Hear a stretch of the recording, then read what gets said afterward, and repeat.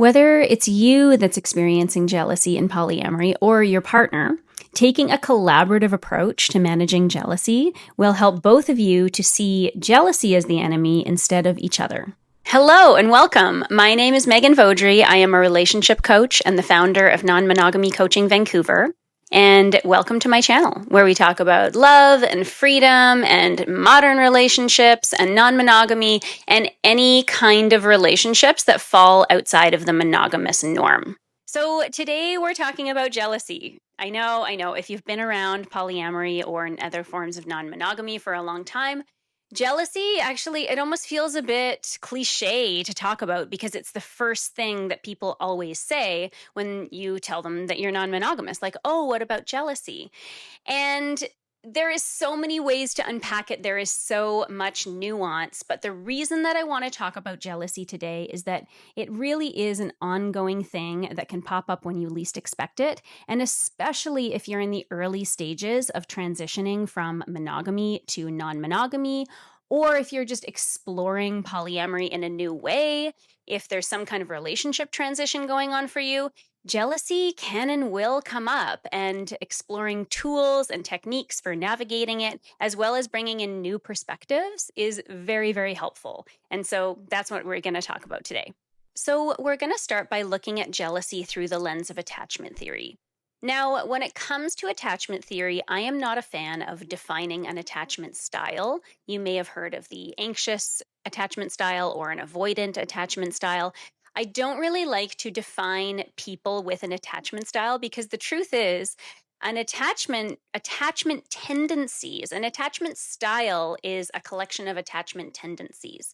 And those attachment tendencies grow and change over time. You can develop them, you can lose them, and different relationships that you're in cause you to show up in different ways. And also, you can develop a more secure attachment style over time if you consciously create relationships that are securely attached. And so we're going to look at jealousy through the attachment lens in order to understand why it can be so dysregulating and why it can seem to come out of nowhere. So I'm going to read you a quote from Sue Johnson, who is the creator of emotionally focused therapy. And Sue Johnson says, emotional and physical isolation from attachment figures is inherently traumatizing to human beings. And I want to start there because in our culture is full of rhetoric around aloneness being the ideal state, or not the ideal state, but aloneness being the default state or the foundational state. There's a lot of talk in culture about how, you need to love yourself first, you need to learn to be alone first before you can be with a partner. And that is like a very modern Western way of thinking in our highly individualistic culture, where we silo humans like first into like the nuclear family unit and now into these units of essentially a single person, right? And so I really love attachment theory because it brings in the truth and the fact that is backed by a lot of research that humans are healthy in community, and humans are healthy when they are attached to other humans. And attachment bonds, such as those that we develop in romantic and intimate relationships, are a normal and healthy part of being an adult. And so when we contextualize jealousy in the context of attachment, when we see jealousy as something that happens when we fear losing our attachment figure, or feel that we're at risk of losing our attachment figure, it makes a lot more sense. And it helps us understand that jealousy is an understandable reaction in certain situations. So let's just do a really quick introduction to attachment theory. So our attachment system forms in early childhood between a caregiver and an infant. So when the infant is separated from the caregiver, they show distress. And then, depending on the emotional and physical availability of caregivers, that distress develops into attachment tendencies. And those attachment tendencies fall into roughly two categories. One is an adaptation to separation. So it looks like shutdown, dismissiveness. That's the avoidant attachment tendency side. or there is a desire to regain proximity. So that looks like anxiety, anger, distress, and that's more in the anxious category. And these reactions are highly individual, and we carry these behaviors into adulthood as attachment tendencies. So anxious, avoidant, usually people have some mix of both. And this holy grail of secure attachment that always comes up when we're talking about attachment styles is developed when a caregiver is present and available. So, when baby cries, caregiver attends to them. That's how we develop secure attachment, is by knowing that the person that is caring for us is going to be there. And it's the same in adulthood. We can earn a secure attachment style by having what's called a corrective experience, where we desire our partner to be there for us, and they are. And every time that happens, that rewires a tiny piece of our brain to expect that. And so when we consciously engage in secure attachment behaviors with our partners, we're earning that secure attachment, and we will become more securely attached over time and more likely to recognize love and secure attachment and to feel really good and really regulated in ourselves, as well as the presence of our partners. And also, when our partners disappear, we will have a faith that they will return to us, and an understanding that just because they're gone for now doesn't mean that they're gone forever. And so that's what we're going to look at today, and that's what we're going to look at cultivating. So jealousy is a tricky thing because we don't always even understand that what we're experiencing is jealousy. Our partner is expressing interest in someone else. Maybe they're out on a date with someone else, and we're like, I feel. And it can come in a lot of different emotional tones. So some of the ways that jealousy can show up is as anger, as sadness, as grief, as fear, insecurity, emotional shutdown, disconnection, and it can be a lot of different things. And it can look different for different people and in different situations. So just because you experience jealousy in one way, in one situation, doesn't mean that that's going to be always true. And understanding what your personal jealousy reactions look like is useful, but also keeping in mind that it can look different at different times. It can look very different for different people, and then it can also look different in different situations. And something to keep in mind is that once jealousy arrives, it's likely not going to go away on its own. So you're going to have to figure out what's going on, figure out what's beneath it. And at the end of this video, I'm going to go through some actionable steps for you to work through jealousy, starting on your own and then working on it collaboratively with your partner. So let's talk about some common reasons for jealousy.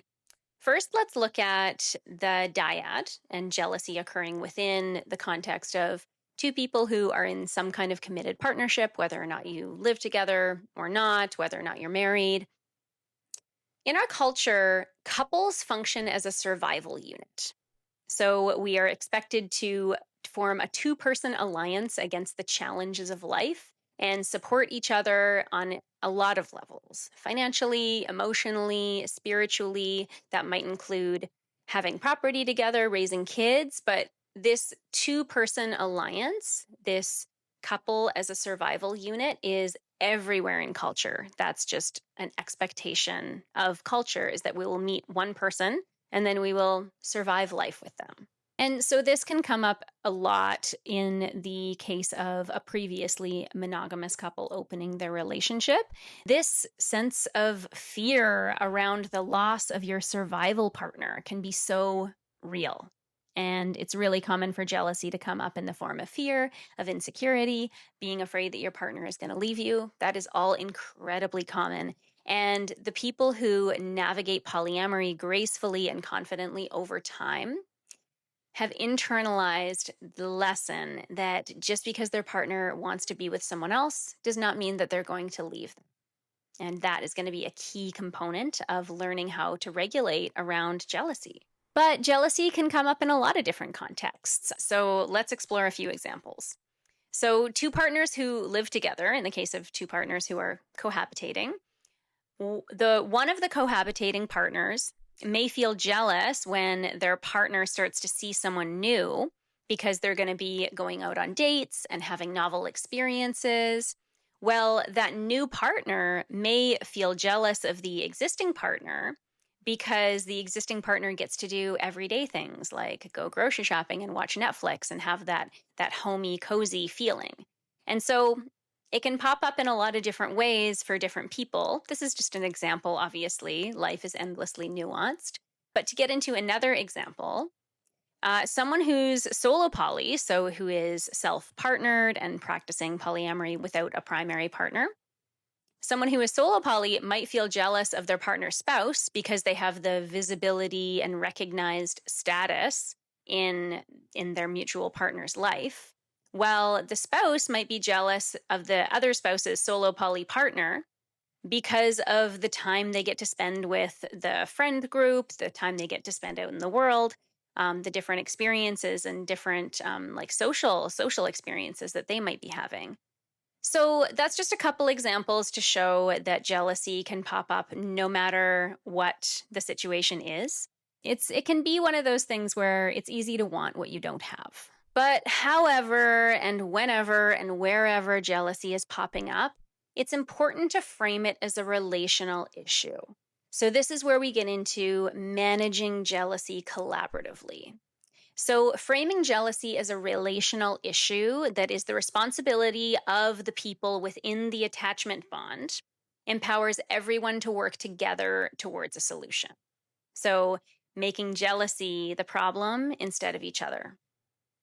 So the two situations that I often see in my coaching practice that are not this, that are not collaborative, are one partner taking all the responsibility for their own jealous feelings and trying to either just cope with the jealousy feelings, just like muscle through it, or to solve it completely on their own. You know, they might be trying to do really healthy things, but trying to do it completely on your own misses the opportunity for managing jealousy collaboratively, which is going to be a lot more effective. And the other thing that can come up is one partner can blame the other partner for their jealous feelings. So if I'm feeling jealous, it's your fault, and demand that their partner change their behavior so that those feelings can go away. And that's also going to be ineffective because if you're blaming someone else for your feelings and wanting them to change as the only option for you to feel better, then it's really hard to get the result that you're hoping for. And so the antidote to both of these things is each person taking accountability for their part in the situation, as well as understanding the underlying feelings, as well as the attachment needs, the very normal, natural attachment needs that are causing the jealousy. And understanding that and getting to that level is foundational for restoring harmony in the relational system. So, what do we do about it? So, moving through jealousy collaboratively is a 4-part process. And we're going to go over this 4-part process in detail in my upcoming learning session. But for now, let's talk about what the steps are so that you, when you're watching this video, can have actionable takeaways, knowing how to manage your jealousy collaboratively. So it's a 4-part process. The first part does start with self. So taking some time to get regulated. So that can look different for everyone. What you need to regulate your nervous system is going to be very different from someone else. But a few ideas are take a walk, journal, scream into a pillow, talk to a wisely chosen friend who understands polyamory, is not going to blame polyamory for the feelings that you're having, and that is going to be able to support you when you're feeling like this. Spending time with a pet can also be a great thing. Whatever you do to help yourself return to baseline where your nervous system state is appropriate for the situation. Next, what you want to do is process on your own and start to understand your own feelings. So we're going to take it to our partner soon. But first, what I want you to do is figure out what those feelings really are. Put a name to them. Figure out what the fear underneath it all really is. Are you worried your partner's going to abandon you? Are you feeling insecure because you think that your partner's other partner is better than you in some way? Are you feeling like you're really missing out on something because your partner is doing something with their other partner that you really want to be doing? and figure out what the core needs are underneath this jealousy. Do you need to feel safe? Do you need to feel loved? Do you need to feel accepted? Do you need connection? Do you need autonomy? Figure out what those core universal needs are under jealousy. And that's going to be a great foundation for the next step, which is talking to your partner about all this. So now that you've done the hard work of figuring out what's going on for you, talk honestly with your partner about your feelings. Don't be afraid to tell them what's really going on for you. And share with them what you discovered about these core universal needs that are going on under the surface. And do this in such a way that you are taking responsibility for the feelings that you're having, but you're also inviting your partner to notice their effect on you. So this is when it starts to get collaborative, is you are going to be talking honestly about what's going on inside yourself, about what your needs are, but then you're also going to be inviting your partner to recognize how their actions affect you. And that's how it becomes collaborative. And finally, figure out some agreements that make sense going forward. So agreements are going to look different for everyone in every situation. I can't possibly list all of the possible agreements to deal with jealousy, but figure out what those needs are and try to come to a place where you can figure out what you both want in the relationship. So the ultimate goal here is compersion. Compersion is the opposite of jealousy. So compersion is feeling vicarious joy for your partner's joy. And this can feel so far away when you are feeling jealous. And I always say, if you're experiencing jealousy, rather than aiming for compersion right away, aim for neutral. Compersion is the ultimate goal, but with this process and with self-reflection and with collaboration from your partner and with you two meeting in the middle, hopefully you can get to the point where you're feeling neutral, and then you can maintain that, and then maybe at some point you'll get little hints of joy popping through. So that was just a really quick introduction to the 4 steps to manage jealousy collaboratively. In the live learning session, we're going to be talking in a lot more detail about those steps. There's a live Q&A, so you can apply these to your unique situation and get advice from me about doing so. And we're going to be learning tools to calm the nervous system for that first step, as well as techniques to have the challenging conversations that come up when jealousy is already in the mix. Things are already happening. We're going to give some conversation techniques for how to do that really effectively. So I hope you can join us. Find the link where you find all the links. It's going to be in the bio or comments. And I hope you can join us for the live learning session. Thanks for watching.